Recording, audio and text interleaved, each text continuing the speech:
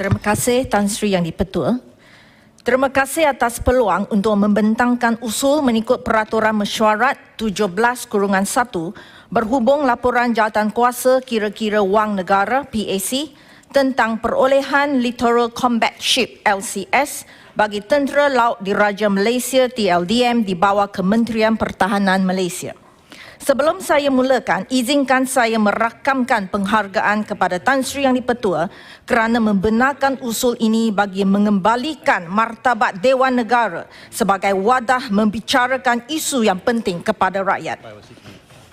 Laporan pendedahan oleh PAC ini melibatkan pengurusan aset-aset pertahanan negara. Justru bukan sahaja berkaitan wang cukai rakyat, malah berkait rapat dengan keselamatan serta kedaulatan negara kita. Malangnya ini bukan kali pertama tentera kita menjadi mangsa masalah rasuah dan penyelewengan. Saya tidak perlu mengungkit kembali secara panjang lebar kes kecurian 2 enjin jet bernilai 100 juta ringgit, kontrak kapal selam bernilai 3 bilion ringgit yang bermasalah, penerimaan 6 helikopter tentera bernilai lebih 300 juta ringgit yang tertangguh selama 4 tahun dan hanya 4 daripada 28 jet pejuang buatan Rusia milik Tentera Udara Diraja Malaysia TUDM yang mampu beroperasi dengan baik. Kini negara dikejutkan lagi dengan pendedahan tentang kepincangan dalam perolehan 6 buah LCS yang melibatkan 9.1286 bilion ringgit. 6.083 bilion ringgit telah pun dibayar dan sepatutnya menjelang bulan ini kita menerima 5 daripada 6 buah kapal LCS tersebut. Malangnya sehingga sekarang sebuah kapal pun belum diterima. Malah kapal LCS-1 yang sepatutnya siap dan diserahkan pada April 2019 masih berada pada tahap kemajuan fizikal 44% mengikut laporan PAC tersebut. Musuh di luar belum terlawan, kita sudah tewas di tangan pengkhianat orang dalam.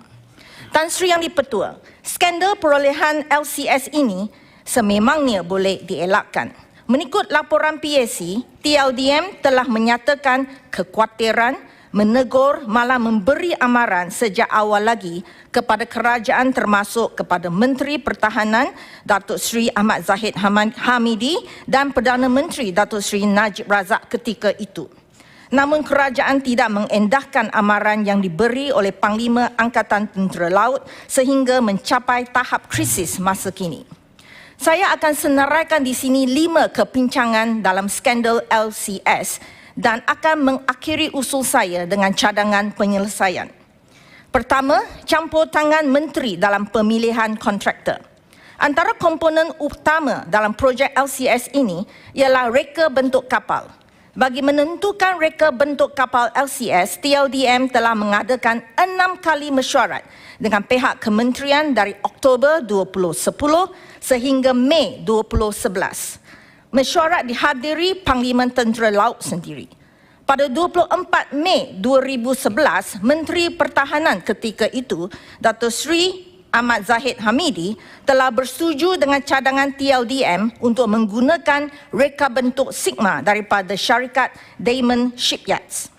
Namun tanpa pengetahuan TLDM pada 11 Julai 2011, Menteri Pertahanan telah mengubah reka bentuk tersebut kepada jenis Gowin daripada syarikat Perancis bernama Naval Group. TLDM tidak bersetuju dan membantah perubahan tersebut.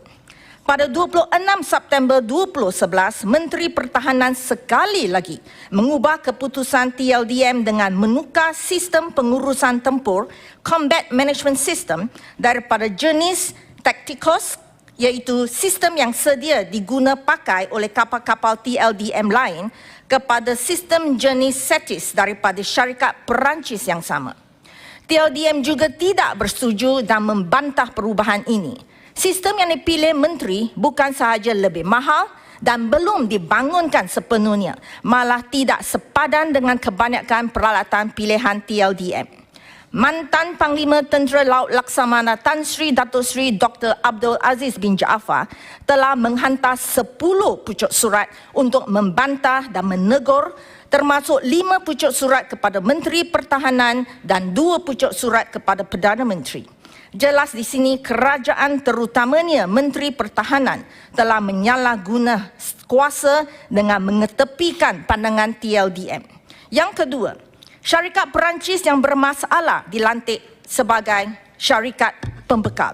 Tan Sri Yang di-Pertua, syarikat Perancis Naval Group yang dipilih oleh Menteri Pertahanan sebenarnya sebelum ini dikenali sebagai DCNS.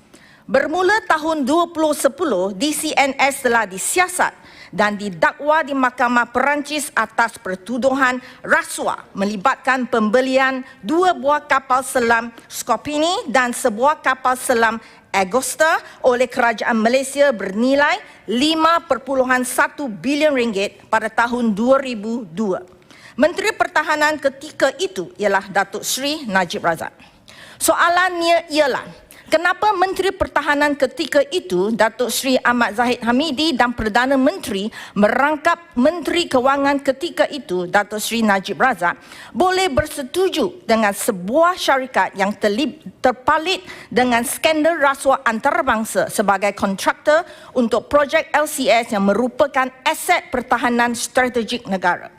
Yang lebih pelik ialah kerajaan tetap berdegil untuk melantik DCNS walaupun dibantah keras oleh TLDM kerana reka bentuk serta sistem yang dibekalkan DCNS tidak sesuai dengan keperluan TLDM. Panglima Angkatan Tentera Laut menyatakan bahawa TLDM sudah pun mempunyai pengalaman yang buruk dengan syarikat tersebut. Ketiga, cost overrun atau lebihan kos sebanyak 1.4005 bilion ringgit akibat kepincangan pengurusan projek. Tan Sri Yang di-Pertua, skandal LCS ini bukan sahaja kita bayar 6.083 bilion ringgit dan sebuah kapal pun belum diterima, laporan PAC juga mendedahkan bahawa projek ini sudah ada cost overrun ataupun lebihan kos sebanyak 1.4005 bilion ringgit. Perkara ini diakui sendiri oleh pegawai Bosted Naval Shipyard BNS sebagai isu pengurusan yang bermasalah. Antara kepincangan yang menyumbang kepada lebihan kos ini ialah BNS telah menggunakan wang sebanyak 400 juta ringgit projek LCS untuk membayar hutang lapuk projek lain. Ketua Pegawai Eksekutif Lembaga Tabung Angkatan Tentera LTAT, Ahmad Nazim Abdul Rahman, telah berkata bahawa Bosted terpaksa mengambil alih sebuah syarikat pembuat kapal tentera, PSC Industri Berhad, pada tahun 2005. Justru Bosted terpaksa menanggung hutang syarikat lama tersebut sebanyak 400 juta ringgit. Menteri Pertahanan pada masa itu ialah Datuk Seri Najib Razak. Disebabkan kepincangan dan penyelewengan, satu demi satu lubang terpaksa ditutup. Namun setiap kali satu lubang ditutup, lubang lebih besar muncul pula. Sehingga kini menyebabkan skandal LCS 9.1286 bilion ringgit. Yang tragisnya ialah semua ini menyebabkan BNS dan pemegang sahamnya, Lembaga Tabung Angkatan Tentera LTAT, tidak akan memperoleh sebarang keuntungan daripada projek LCS, malah terpaksa menanggung kerugian. Datuk Seri Najib Razak mendakwa konon projek ini adalah untuk membantu tentera kita dan veteran tentera, terutamanya melalui LTAT.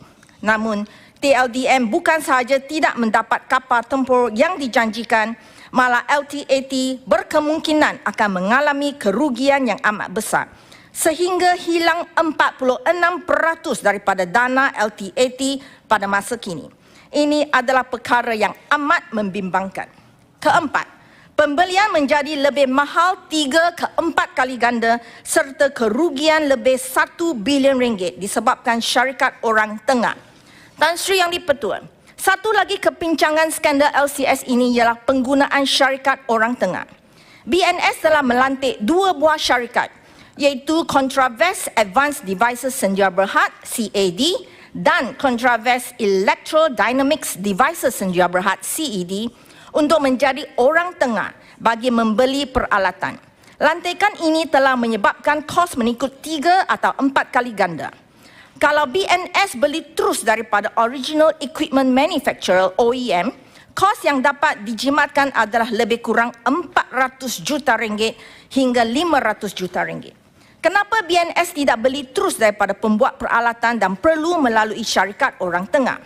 Selain daripada kerugian akibat markup 3 ke 4 kali ganda tadi, dapatkan audit melaporkan bahawa syarikat-syarikat tersebut telah membuat tuntutan berganda sebanyak 530 juta ringgit, menerima surat tawaran dan dengan skop bertindih sebanyak 305 juta ringgit dan menyebabkan kerugian kepada BNS akibat perubahan dalam mata wang daripada ringgit Malaysia kepada euro berjumlah 13.5 juta ringgit. Secara kesimpulannya, CAD dan CED menyebabkan potensi kerugian lebih 1 bilion ringgit kepada BNS. Untuk makluman Dewan Yang Mulia ini, CAD merupakan syarikat usaha sama antara Bosnet dan sebuah syarikat Jerman, Rheinmetall Air Defence RAD, walaupun Bosnet mempunyai pegangan saham yang lebih tinggi. Namun CAD dikawal oleh syarikat asing iaitu RAD. Kelima, kehilangan peluang pemindahan teknologi perkapalan ketenteraan. Tan Sri Yang di-Pertua, segala yang terjadi ini bukan sahaja menyebabkan TLDM tidak mendapat kapal tempur setelah lebih 10 tahun dan kerugian duit cukai rakyat Malaysia, malah kita terlepas peluang untuk membuat pemindahan teknologi transfer dengan izin untuk industri perkapalan ketenteraan. Syarikat Diamond Shipyard dari Belanda yang pada asalnya diputuskan sebagai syarikat pembekal reka bentuk Sigma oleh TLDM sebenarnya telah pun mempunyai rancangan untuk menjadikan Malaysia sebagai hubnya. Sudah tentu jika projek ini diuruskan dengan baik, Malaysia mampu membangunkan sektor pembuatan kapal tempur berteknologi tinggi di negara kita dan bukannya seperti sekarang duit dah habis, kapal tak ada, malah benda baik yang kita miliki pun hilang. Tan Sri Yang di-Pertua, saya mengucapkan syabas kepada Yang Amat Berhormat Perdana Menteri kerana telah bersetuju untuk menyarahsiakan laporan jawatan kuasa siasatan tadbir urus, peroleh dan kewangan negara kerajaan yang dipengerusikan oleh bekas Ketua Audit Negara Tan Sri Amrin Buang. Skandal LCS dan masalah penyelewengan dalam kerajaan hanya boleh ditangani jika ada ketelusan. Saya berharap dokumen-dokumen berkaitan yang lain seperti surat-surat aduan Panglima Angkatan Tentera Laut terhadap kepincangan dalam projek LCS, laporan siasatan SPRM dan sebagainya juga turut dinyarahsiakan. Skandal LCS ini sudah berada di tahap krisis yang terlalu besar. Rakyat secara amnya tidak yakin bahawa kerajaan pada hari ini, terutamanya Menteri Pertahanan, mampu dapat menyelesaikan krisis LCS.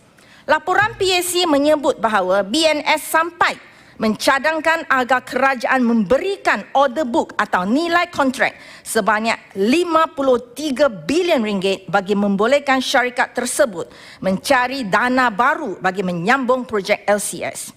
Ini bermakna baki wang asal yang diperuntukkan iaitu sebanyak lebih kurang 3 bilion ringgit sudah tidak mencukupi untuk meneruskan projek tersebut.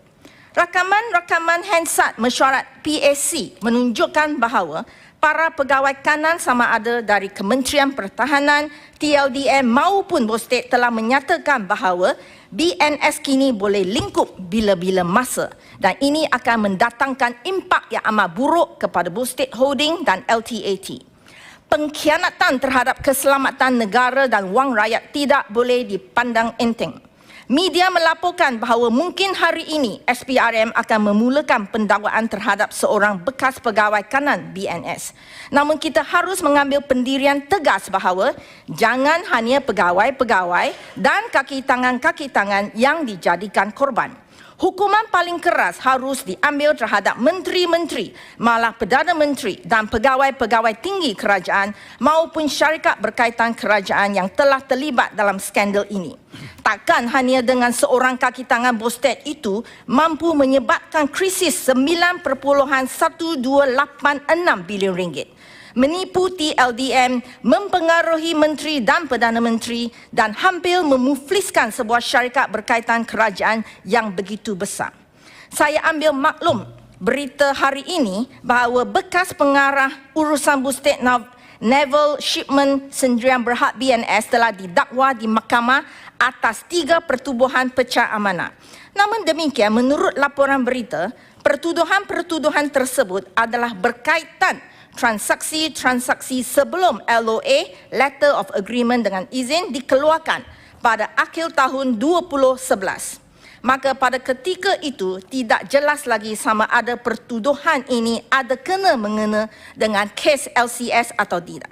Seperti yang saya gariskan dalam ucapan saya, banyak isu yang berbangkit daripada apa yang didedahkan dalam laporan PAC dan tidak mungkin dapat dirungkaikan hanya dengan pertuduhan-pertuduhan ini.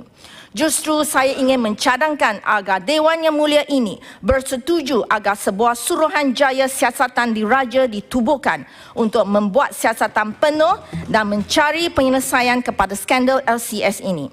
Hanya dengan kuasa tertinggi negara ini, yakni sebuah Suruhanjaya bebas dan profesional yang diberi mandat oleh Seri Paduka Baginda Yang di-Pertuan Agong, barulah kita boleh mendapat kebenaran dan seterusnya penyelesaian terhadap skandal LCS. Sekian, terima kasih. Saya mohon mencadang. Demikianlah ucapan pengusulan daripada